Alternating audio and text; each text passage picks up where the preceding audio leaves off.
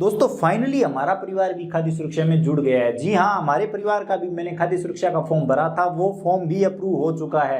वो अप्रूव कैसे हुआ, कितनी माथाफोड़ी हुई, आज की वीडियो में मैं आपको कंप्लीट डिटेल में बताने वाला हूं, ताकि आपको समझ में आ सके कि खाद्य सुरक्षा के फॉर्म कितनी बार सेंडबैक आ सकते हैं और किस प्रकार की कमियां आपको देखने को मिल सकती है। तो चलिए शुरू करते हैं और आप कुछ समझिए, ताकि आपको पता रहे कि ये हमारे साथ ही नहीं हो रहा है, सबके साथ होता है। तो चलिए शुरू करते हैं।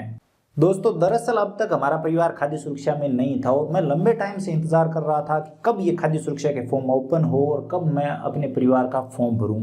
तो जैसे ही खाद्य सुरक्षा के फॉर्म ओपन हुए तुरंत ही मैंने हमारे परिवार का खाद्य सुरक्षा का फॉर्म भर दिया। जैसे कि इधर उधर से मुझे जानकारी मिली थी कि इस तरह से फॉर्म भरना है, ये नया फॉर्म है, ये वो है, तो वो मैंने रिपोर्ट वगैरह करवा के और तुरंत ही फॉर्म भर दिया। सबसे पहला फॉर्म मैंने ही भरा था खाद्य सुरक्षा का हमारे गांव में। अब जब जांच शुरू हुई तो जो मैंने पहले फॉर्म भरा था उनकी जांच नहीं हुई, जो लास्ट में फॉर्म भरे गए थे उनकी जांच शुरू हो गई और उनमें से कुछ फॉर्म अप्रूव भी होने लगे, कुछ फॉर्म सेंडबैक भी आने लगे। लेकिन हमारे जो ऊपर वाले फॉर्म थे, जो सबसे पहले हमने भरे थे, उसके बारे में हमें पता चला कि वो हमारी तहसील में गए ही नहीं, वो किसी और ऑफिस में चले गए हैं।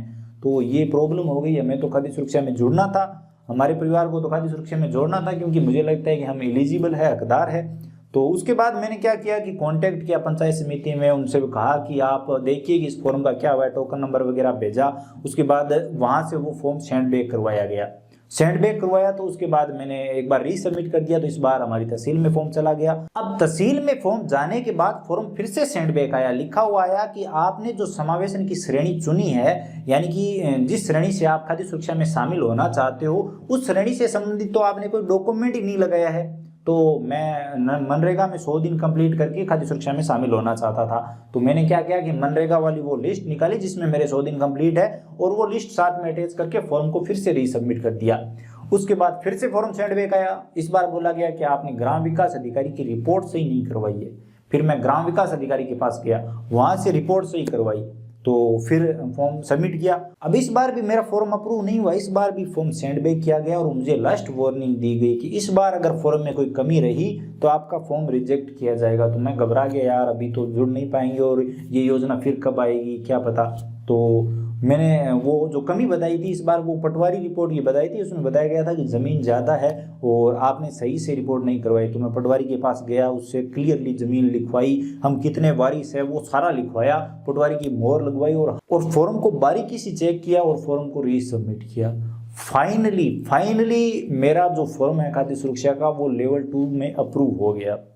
जी हाँ, फाइनल अप्रूव नहीं हुआ, सर्टिफिकेट नहीं निकला, लेकिन लेवल 2 से पास हो गया। तो मुझे लगता है मेरा फॉर्म अप्रूव हो गया है, मुझे मेरा बहुत ही जल्द सर्टिफिकेट मिल जाएगा और मुझे लगता है अब हमारे परिवार को गेहूं मिलने लगेगा। तो इस तरह से मेरा खाद्य सुरक्षा का फॉर्म फाइनली अप्रूव होने जा रहा है।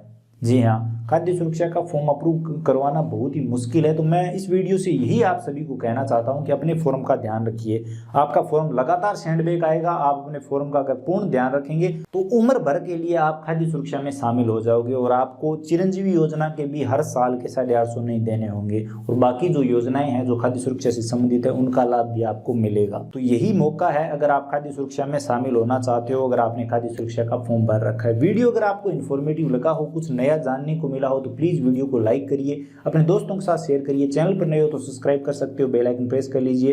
इसी के साथ अगर आपके मन में कोई भी सवाल या सुझाव है, खाद्य सुरक्षा के फॉर्म में कोई भी दिक्कत आ रही है, तो बेझिझक आप कमेंट सेक्शन में बता सकते हो। कमेंट सेक्शन में उसके बारे में बात करेंगे और अगर कोई सीरियस टॉपिक हुआ तो उस पर अलग से वीडियो भी जरूर बनाएंगे। तो चलिए मिलते हैं अगले वीडियो में। और हाँ, खाद्य सुरक्षा के फॉर्म लगातार सेंडबैक किए जा रहे हैं, तो आप ईमित धारक के पास जाकर पता करिए कि आपके फॉर्म का क्या हुआ, रोजाना पता करिए, ताकि आपका फॉर्म रिजेक्ट होने से बच सके और आप अपने फॉर्म को अप्रूव करवा सकें।